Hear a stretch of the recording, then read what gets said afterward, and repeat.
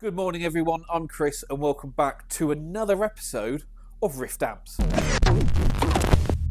Okay, so the PR18 chassis that I showed you when I was cutting the IEC hole is now populated, so I've got all the sockets in, filter can, HT fuse and all the transformers on as well. And I'm also doing at the same time PR35 as well. So I've gone ahead and got that one to the same stage. So all the sockets in, transformers in, bits and pieces like that. So yeah, making good progress on these. Both of these are UK voltage models, 240 volt. They're both going to be brown panel. And what I do, and this is a tip if you're building multiple amps at once, I always write inside the chassis what they are, but also on the end of the chassis, so I know at any one point what that is, and I don't put the wrong board in or wire it for the wrong voltage. Just a reminder, just as I'm going through things, because it's easy to get confused. Anyway, so that's that. So these are both going off to our dealer in the UK, Coda Music, and then once that's done, I've got another PR18 and a PR6 to build for them. So they're getting these two first, then they're getting another 18 and a PR6. What else have I got to do on these? I've already done the mounts, and as you know, whenever you're using standoffs, these things here, which are used to hold the board, what have I done? That way around, off the chassis, like so. I always use locking hardware, so I'm always using nylock nuts on tooth washers and things like that. But these little standoffs, there's no way to lock them in. So I use, as I've shown everyone many times before, a tiny, tiny dab of Loctite. I mean, this is blue, so this is medium strength. It's probably a bit overkill, to be honest. You get away with the purple stuff, which is the low strength, but that just locks that in place, and now that's set overnight. That's not moving, it's not coming undone, and it's not going to rattle, because rattling in a combo is an absolute no-no, so you need to do everything you can to stop that from happening. So yeah, that's my little tip for you, but everything else is all locking hardware, and make sure that everything is nice and secure and it's not going to move. Right, I said I wasn't going to open this up until I got back from my winter holiday, but I just can't resist it. So this is the silver face, silver plate Pro Reverb. We think it's a 7374, and it's had a couple of mods to it. It's been blowing fuses, so my curiosity, I just have to pull the chassis and have a look. So let's do that, see what we can find, and take it from there. So let's spin it around. Hopefully you can all see what I'm doing. First thing first, remove the upper rear panel, and these have got cup washers, and I always make sure that the cup washer comes off with the screw, and I keep them together so we don't lose them. Reason for that is if the cup washer stays on there and then you take the panel off, sometimes they do fall off on the floor and you'll never find them. So just make a concerted effort to keep them together.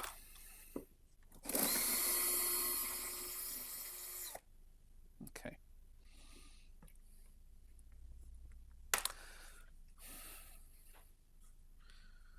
That's the original. Looks to be in pretty good shape. Right.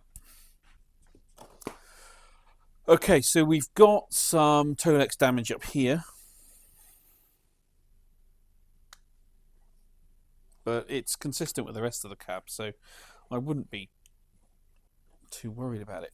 Okay, so what have we got? Reverb tank connection wires. And there are some labels on these. Oh, input and output, so somebody's labelled those. It's got an aftermarket foot switch. This is not the original one for the amplifier. Also in the back of the cabinet, he's got some spare valves and things. So we should be...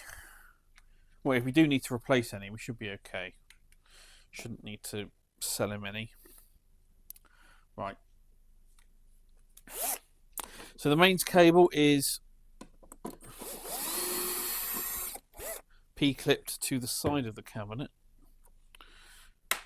Keep that.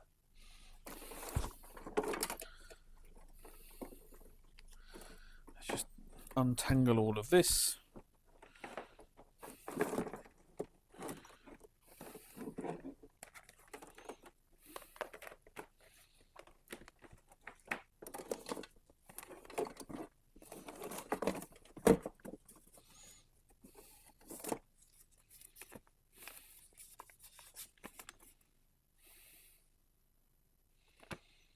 Look at that.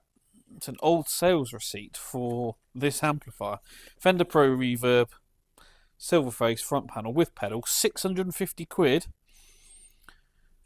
with compliments from Snaky Jake's Custom Amplification. So what's that? That's just over 10 years ago now. There you go. Okay, so the next step is to remove the chassis retaining bolts. Before I do that, I always just like to make sure the transformers aren't loose. There's nothing that could fall off when I pull the chassis out. No, but that all seems to be okay. How's it looking? Good. Right.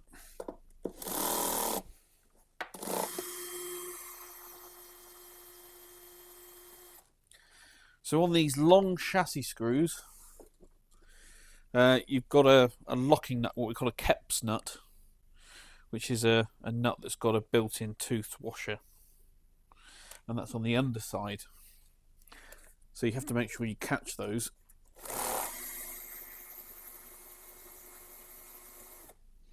Otherwise you will lose them. So my rule is to pull that out as one unit with the chassis strap and reattach those, thread those on, and then you aren't going to lose them. We'll just do the other side.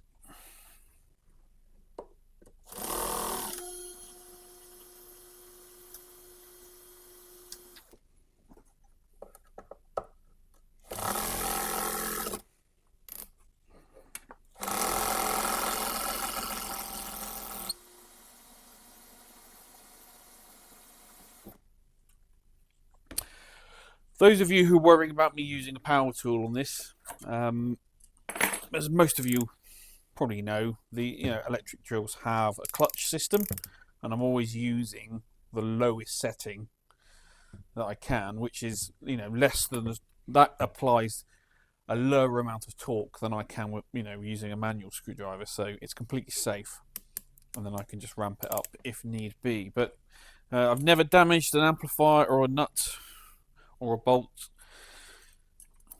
You're doing that method, so it's completely fine. You just got to be paying attention. Right, okay. It's a cabinet over here. Let's pull the chassis. Right, what do we see then? Okay, so it's got its original transformer set. 606 code, which is Schumacher. 20th week of 1973. The choke is 10th week of 1973, 606 Schumacher code. Output transformer, 1973, 19th week of 73. And the reverb transformer, 32nd week of 1973. So because they only use a single digit for the year, it would either be 63, 73 or 83, and silver plate amps weren't around in 63, they weren't around in 83. So or this particular model wasn't, so it's got to be 73. That's how you know. Right, apart from that, a little bit of chassis rust.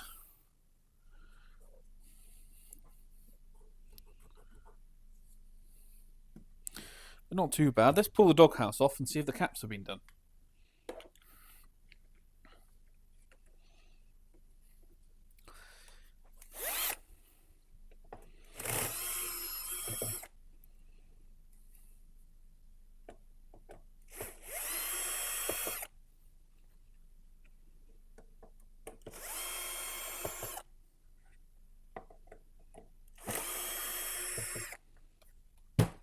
What I do is I like to keep these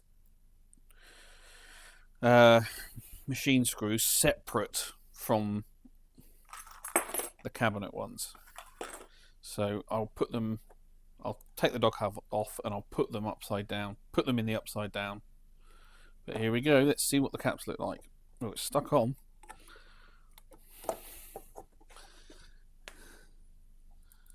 Oh, it's just the foam tape on that cap.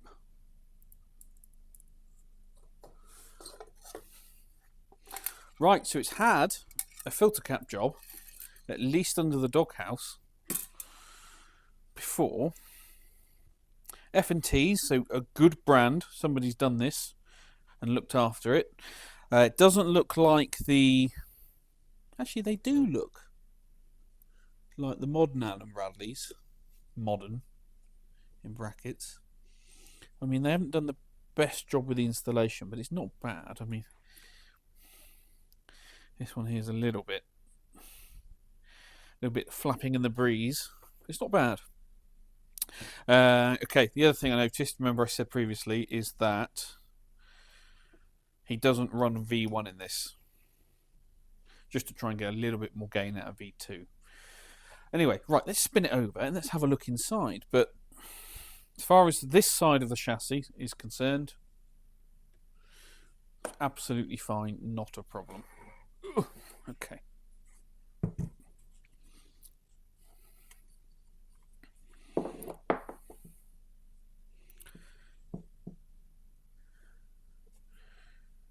Okay.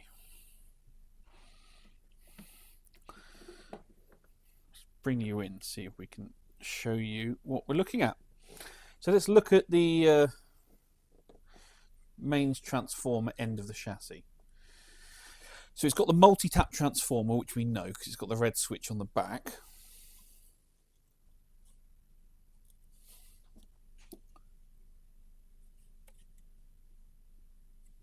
That ground's not great, but it's not the worst thing in the world. So he's got a massively oversized cap for the bias supply. It should be 100 volt, and he's got a 450 volt in there. Let me zoom in and show you. There you go. So 80 microfarad is correct, but a 450 volt cap when you only need 100 volt is it's just overkill, really. So whether that's what he had to hand or what, I don't know. So it's got another bias cap here, 100 microfarad, 100 volt. That's okay. Bit of a cheap cap compared to what's, you know, what they've used in the filter section, but you know, if it works. So what have we got here? I've just seen a note. Remove purple polythene insulator sheet before soldering the circuit board. Ah, right. Okay. So this amplifier has had problems with its circuit board before. And what the previous tech has done is sandwiched between, I mean, if you don't know the construction of these, if you're not sure, the main board itself, with all the components on the eyelet board, doesn't sit on standoffs. It's bolted to the chassis itself. Now, to stop, obviously, the eyelet shorting against the chassis, there's an insulator board underneath. But because they become conductive over time with moisture and things, he's put... I kind of want to show you. You can see there's a black board behind, and then he's put a purple insulator board in between the two, just to try and keep this amplifier quiet. Unfortunately, I mean, it's a good fix, but you know, he's put this note in saying that we can't replace any components in this amplifier without removing that board first, because the soldering iron might melt it. So, yeah. Right. Anyway, what else can we see? What else can we see? He's tweaked the bias supply. So that's the original bias pot. It's probably a bias balance circuit, and then he's added an extra pot to further tweak that and allow adjustability. On the output valves, it's obviously blown some output valves before, because he's the screen grid resistors, 470 ohms, have been replaced. They're not original on both of them, but he's kept the ceramic disc caps in there as well. They're in there to quieten the thing down. So, which quite often you can remove those and just tidy up the lead dress, and it has the same effect. Right, I'm going to go handheld for the rest of this. So it's had the output coupling caps replaced at some point. It's got the original brown turd there. The small electrolytics on the board have been done.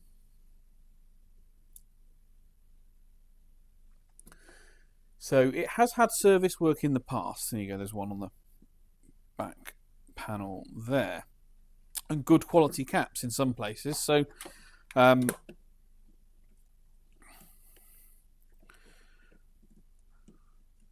actually, look at that. Look at that mess. We've got a whole network here of... Sorry. Things going on. Do you know what? I think this has been worked on by multiple techs. Some of them more competent than the others, to be honest. But again, you know, it's not the end of the world. It's not bad. But I see nothing obvious at the moment as to why it blew a fuse.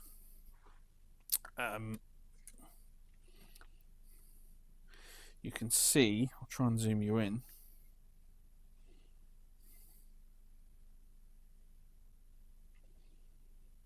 If it will focus, the fuse is blown. Behave. So it's blown the main fuse. So how do we go about diagnosing this? Well, when you've got a test bench like I have, it's quite simple. It's quite a simple procedure that you can follow. We will remove all of the valves and we will power the amplifier up. Obviously, we'll stick a new fuse in it. We'll power the amplifier up with our current limiting device in place, and then we can use that to apply voltage. That will obviously apply voltage throughout the amplifier. If the bulb glows full brightness, then we know there's quite a dangerous fault somewhere. If it doesn't, and then we can start measuring voltages throughout the amplifier, then if I'm happy, I can start adding the valves back in one at a time, measuring voltages and things and current draw as it warms up, and hopefully the problem will present itself. But that's a safe way to do it. But anyway, we'll call that inspected for the time being. I'm not going to actually do any work on this until my return, but yeah, not as bad as I thought. Oh, I remember actually. Look, that's the mid control that's been added on the rear, so we can follow those wires through to the front tone stack. Hold on a minute. Let's do this properly for you, then you can see it.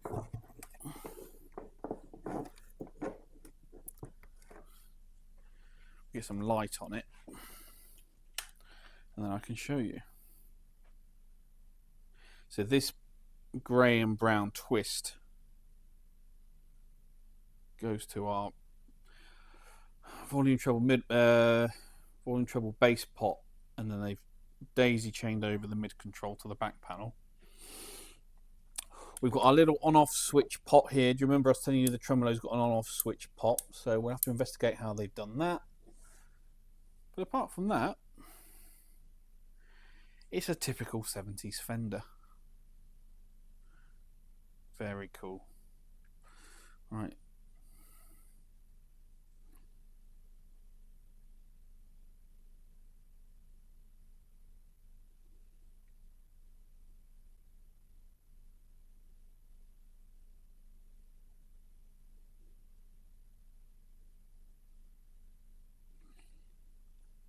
Okay, so nothing else to report really. It looks like it's got the original speakers.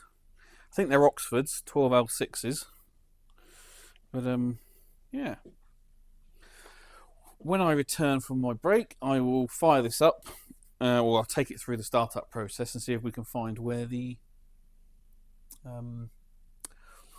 cause of our blowing fuse is. Right, so back on the Hiwatt design.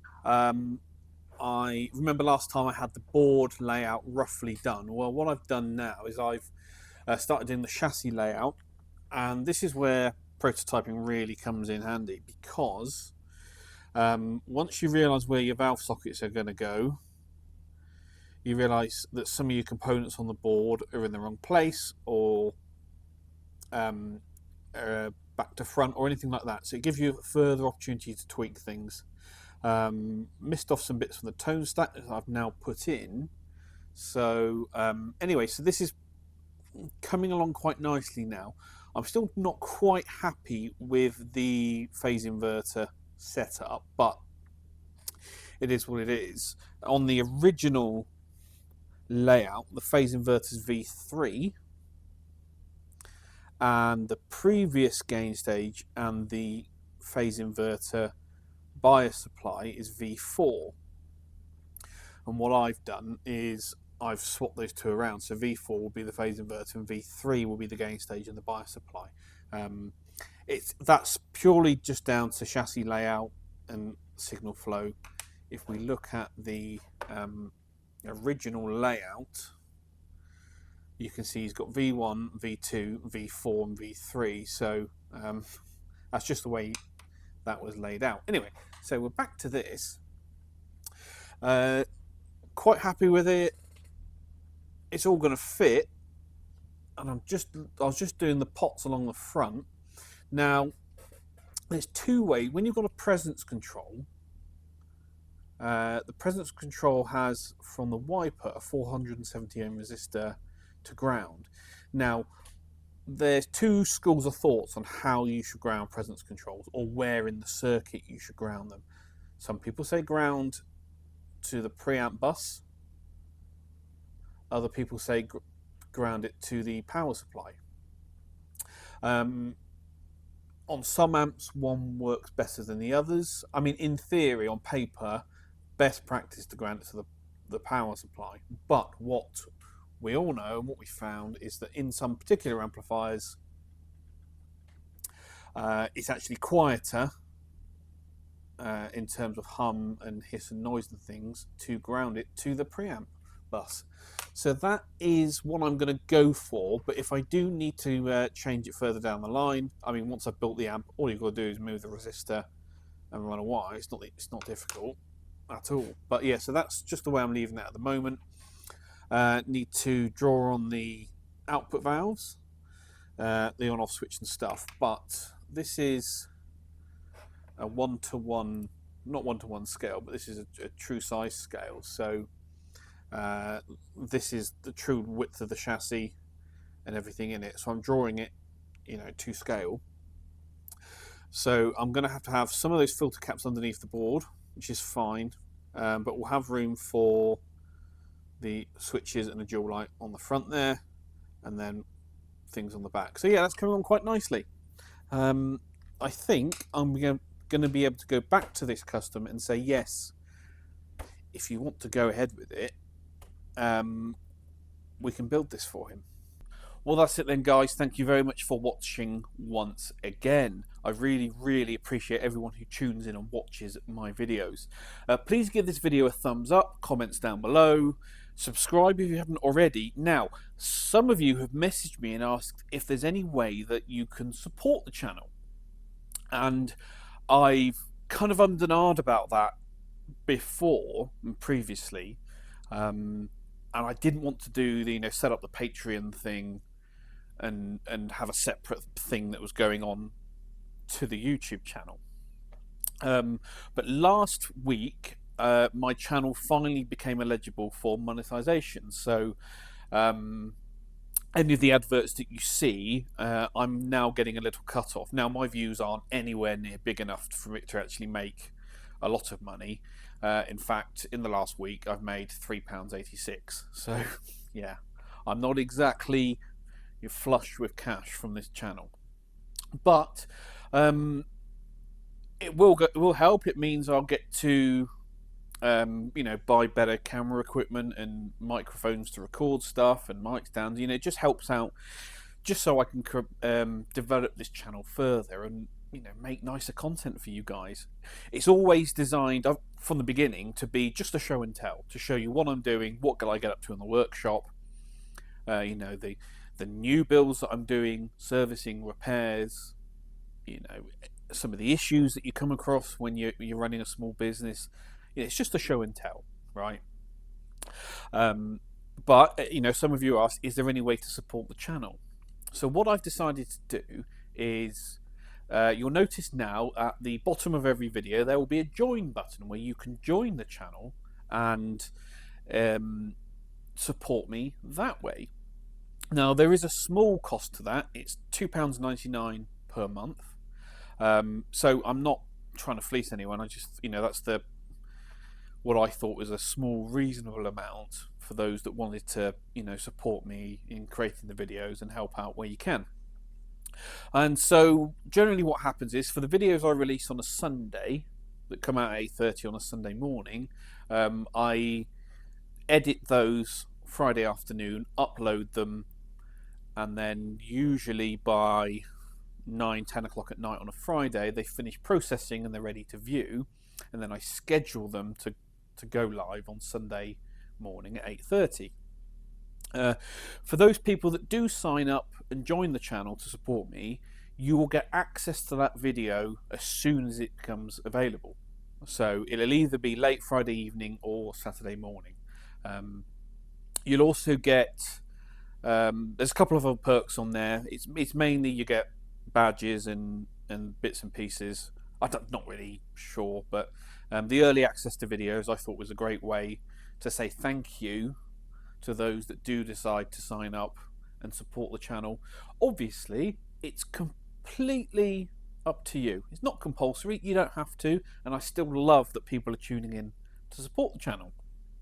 But for those who just want to go that little bit extra and donate a couple of quid or so every month, we'll give you early access to the videos, but we'll keep it all in-house, all on YouTube, no Patreon, no other things like that.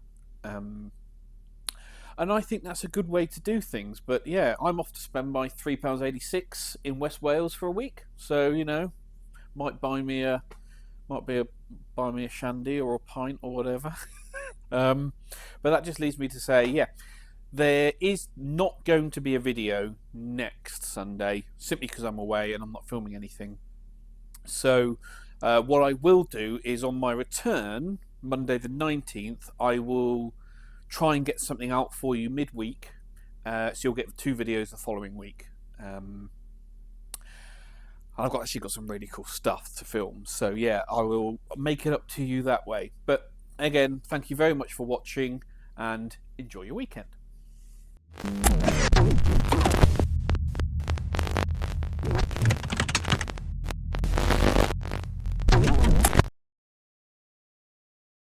Right, so I've just started marking out and drilling the next Ainsley Lister chassis.